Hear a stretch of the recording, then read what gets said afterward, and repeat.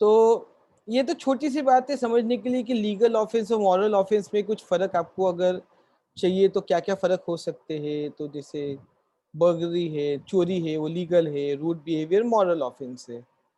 वैसे ही किसी को फिजिकली तकलीफ देना ये आपका लीगल ऑफेंस हो जाएगा। फिजिकली किसी को असॉल्ट करना, और किसी को अगर हम गाली देते हैं, उसको एब्यूज करते हैं, तो मॉरल ऑफेंस हो जाएगा। किसी को आप नुकसान, इकोनॉमिकल नुकसान पहुंचाना, उसको ठगना, तो मॉरल ऑफेंस में क्या आ जाएगा कि किसी के साथ हम we will talk in a rude और we will not give response to them. ये आपके ऑफेंस जो रहेंगे ये सब आपके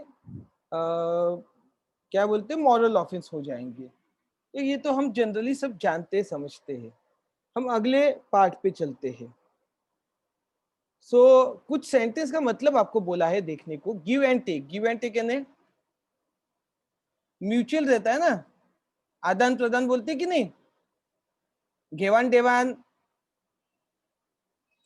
वो यस सर। ठीक है, नहीं लेना देना, यानी एक एक्सचेंज की बात हो रही है। ब्लैक आई, ये किसी ने पूछा था, मैंने आपको बता दिया कि ब्लैक आई ने चोट का निशान आंख के ऊपर। लोअर देन एंजल्स, ये मैन काइंड के लिए बोला गया है कि गलती तो करेंगे, एंजल्स गलती नहीं करते, ऐसी फिलॉसफी है। नॉक समवन डाउन यानी किसी को घुसा मार के गिरा देना। अगली चीज जो है वो वोकेबलरी से रिलेटेड ही है और ये भी आपको एग्जाम में आती है, सफिक्स प्रीफिक्स। तो प्रीफिक्स यानी जो पहले लगता है, सफिक्स यानी जो बाद में लगता है। जैसे यू एन पहले लगा तो ये प्रीफिक्स हो गया, एम ई एन टी बाद में लगा तो ये सफिक्स हो गया। कि ऐसे सफिक्स और प्रीफिक्स के वर्ड्स आप और निकाल सकते हो फ्रॉम योर टेक्स्ट? निकाल सकते हो क्या?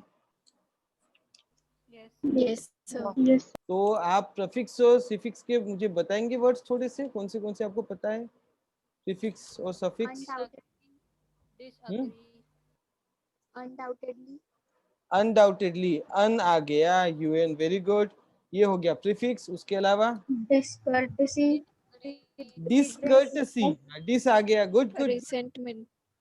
Resentment, M E N T आ गया। Acknowledge, acknowledge, intercourse. हाँ, ईडीजी आ गया, right, very good. Irradiate, redress. Eradicate, ये कैसे हो गया भाई? Irradiated, irradiated, okay. Cheerful, redress. हाँ, एफ्यूएल आ गया। Inexhaustible. Inexhaustible, A B L E आ गया। हाँ, ए बी एल ई आ गया, वेरी गुड। अरे वाह बच्चे, मेरे तो शार्प बच्चे हैं यहाँ पे। Uncomfortable, uncomfortable, डिसकर्टेसी। ठीक है, आई गॉट इट। आपको ये समझता है और आपको ये समझ में आया, डिसकर्टेसी, ठीक है। कुछ पोलाइट एक्सप्रेशन की बात कर लेते हैं जो हम डे टू डे लाइफ में यूज करते हैं। जैसे डूज और डोंट्स लिखा हुआ है यहाँ पे। I want a cup of tea, send me a mail, go away or leave me alone. You are wrong. That's a bad idea. Your work isn't good. वैसे डूज में क्या करते बताइए?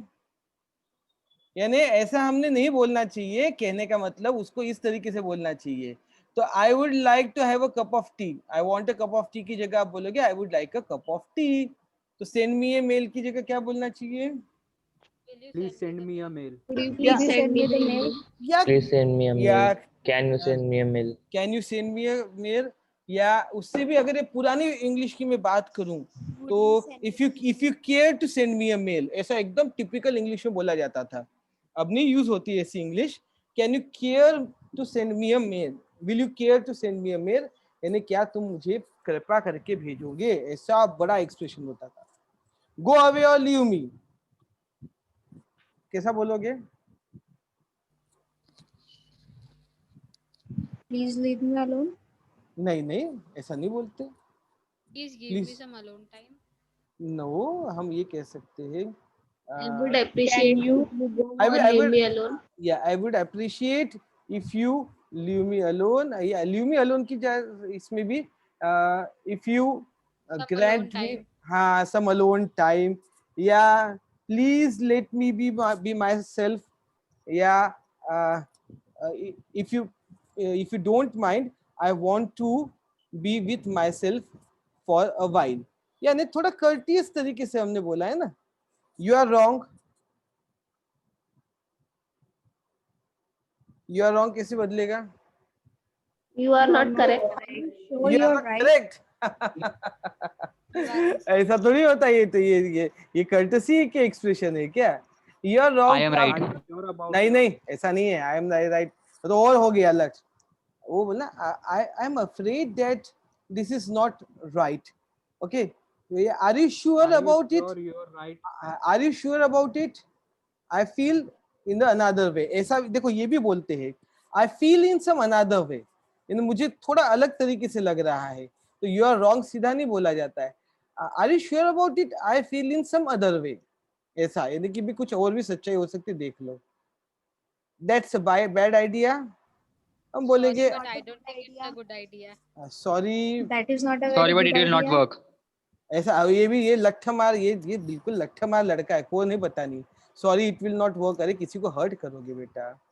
तो हम ये बोल सकते हैं That is not a very good idea. It's not a very good idea. और are you sure I about the don't think idea. it's a very good idea. ऐसा भी हो सकता है. Are you sure about the idea. Have you thought properly about it. यानी एक संदेह डाल दो तो आपको समझ में आएगा कि अच्छा आइडिया नहीं है. सामने वाले को समझ जाएगा. ये work Have is you given it a second thought भी हो सकता है sir? वो तो थोड़ा अलग हो जाता है. या आप ये कह सकते हो कि about this idea I will suggest you to give a second thought. तो ये भी कम्युनिकेट वही कर रहे हो कि बैड आइडिया है. पर बोलने का तरीका ऐसा होना चाहिए. योर वर्क इजंट गुड कैसे बोलोगे. Need some improvement Your in work your can work. be some improvement. can be some improvement. Or I feel you have better capabilities. ये भी है ना. अच्छा I feel you have better capabilities. I feel you can do something good. तो जो भी आपको Your work can be do with some improvements. your work Your work can do with some improvements. can do with some improvement क्या हो सकता है. You can do work with some improvement होता है बेटा. You can do better some improvement नहीं.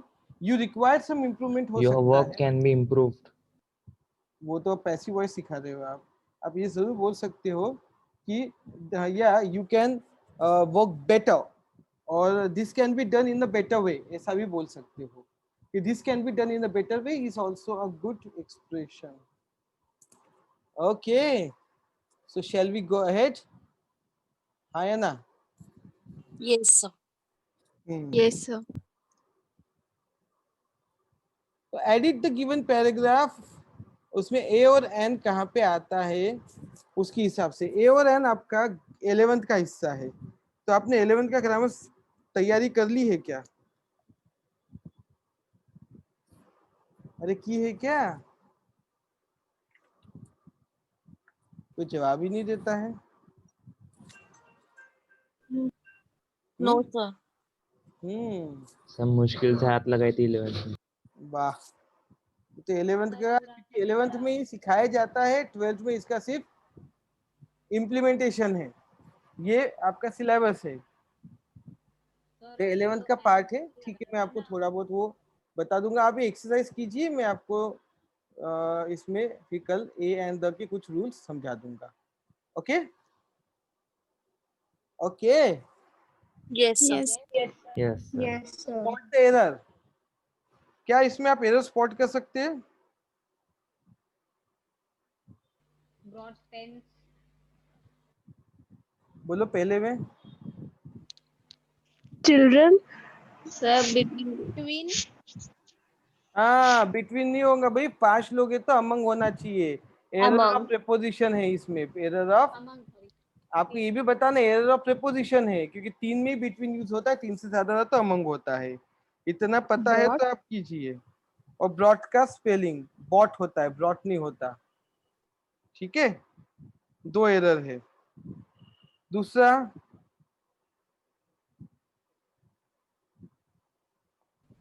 Besides नहीं होगा ना sir. Beside होगा ना. ये एरर है. बिसाइड होना चाहिए. besides. बिसाइड्स और बिसाइड का फर्क क्या है बताओ? Beside मतलब आजू बाजू होता है. और बिसाइड से ने सिचुएशन में बोलते हैं बिसाइड, मतलब आवाज नहीं आ रही बराबर. बिसाइड से ने सब कुछ छोड़ के, और बिसाइड इन्हें आजू बाजू. तो यहाँ पे क्या होता है, बच्चों को लगता है घाई घाई में एग्जाम में देखते हैं सब ठीक है, आगे चलो, समझ में नहीं आ रहा है, एरर छोड़ देते हैं. तो यहाँ पे इसमें क्या एरर आएगा बताओ? एरर So within the अच्छा होना चाहिए, question. ग्रामर में थोड़ा वर्क करना पड़ेगा. विद इन की जगह क्या आएगा? With In Within. In one आए, विद इन थोड़ी. in इन आता है, इन आता है. Okay. One could dare to encroach on his right.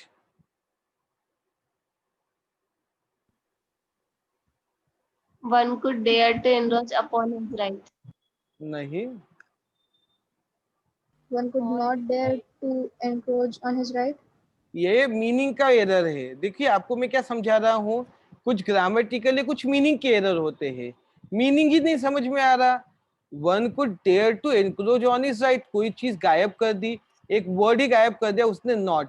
One could not dare to encroach on his right. बिल्कुल इसने हिम्मत नहीं करनी चाहिए एनक्रोच करने की. She was taken with surprise when she saw the famous Taj Mahal. ये preposition का एरर है यहाँ पे. विथ नहीं बाय होना चाहिए, बाय. हाँ बाय होना चाहिए, bye. It is not possible to exchange your goods once the sale has been completed. Finished. Hmm?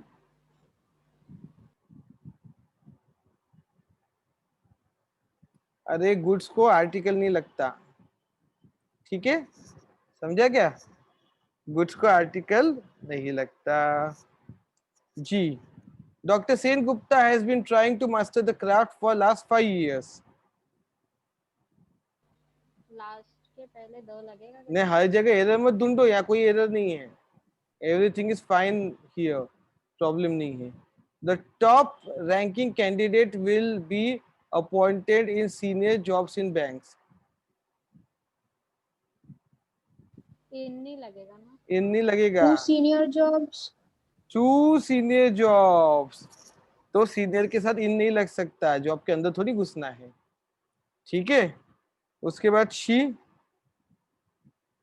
she knows very well what is expected from her, but she is unable to perform. Correct होगा ना, punctuation लगना चाहिए. From नहीं, of her होता है. Of क्यों आएगा, चलो बताओ. जिसने ऑफ का जवाब दिया, किसने दिया जवाब? जल्दी बोलो, किसने दिया जवाब? हाँ, अरे बोलो ना. इसलिए गाइड का यूज नहीं करना चाहिए, समझे? कारण नहीं समझता है हमको, आंसर दे तो देते हम. अरे फ्रॉम नहीं, क्योंकि टैलेंट की बात करती है. She knows very well what was expected of her. उससे के लिए फ्रॉम, हमको फ्रॉम लगता है, पर बेसिकली टैलेंट की बात आती है ना, स्किल की, तो वहां पे ऑफ लगता है. ऐसा ये सब आपको पता होना चाहिए. They will put on a note on this, in this regard, for your consideration. बोलिए बोलिए. फिर इसके पहले का जो आपने एक्सप्लेन किया, एक और बार बताएंगे? टैलेंट के लिए फ्रॉम नहीं लगता. एक्सपेक्टेशन जो है, टैलेंट से रिलेटेड जो चीजें होती है, और उसके लिए वो जनरली एट लगाते, ऑफ लगाते, तो एक्सपेक्टेड ऑफ हर करके आता है ना. उससे एक्सपेक्टेशन है ना, उससे तो फ्रॉम नहीं होता है. फ्रॉम क्या होता है, डेस्टिनेशन के लिए यूज होता है. तो हमको फ्रॉम यूज करने की आदत है, इसलिए हम गलती से यूज कर लेते हैं. वो ऑफ हर आता है. ऑफ हर का मतलब है उससे. फ्रॉम हर यानी वहां से. तो आई, जब कोई चीज आप उससे कुछ उससे उठा के लेके आ रहे हो ना, कि आई टुक अ पेन फ्रॉम हर, उसके पास था, आपने उसको उठाया, वो उसका मूवमेंट हुआ है, वो अलग है, उसका डेस्टिनेशन चेंज हुआ है पेन लेने का. पर उससे एक्सपेक्टेशन रहा तो ऑफ रहता है, फ्रॉम नहीं रहता. आखिरी वाला. Okay sir. आखिरी वाला. So they will put up on. हाँ अब गायब कर दिया, हाँ, ऑन डाल दिया, अब चाहिए यहाँ पे, अब चाहिए ऑन डाल दिया, है ना? Yes sir. ठीक है। संतोष परचेस कंप्यूटर, ये पैसिव वॉइस का हिसाब है। किसका वॉइस है? का पैसिव वॉइस का। तो आपको जब मैं ग्रामर सिखाऊंगा तब ये चीज आ जाएगी। Speech writing expansion of idea 11th का है। आपको इस टॉपिक पे स्पीच लिखनी है, ये 11th के टॉपिक से सब। तो वो राइटिंग स्किल आपका 11th में हो गया, उसी का एक्सरसाइज दिया हुआ है यहाँ पे। ओके, तो इतना हमने आज समझा।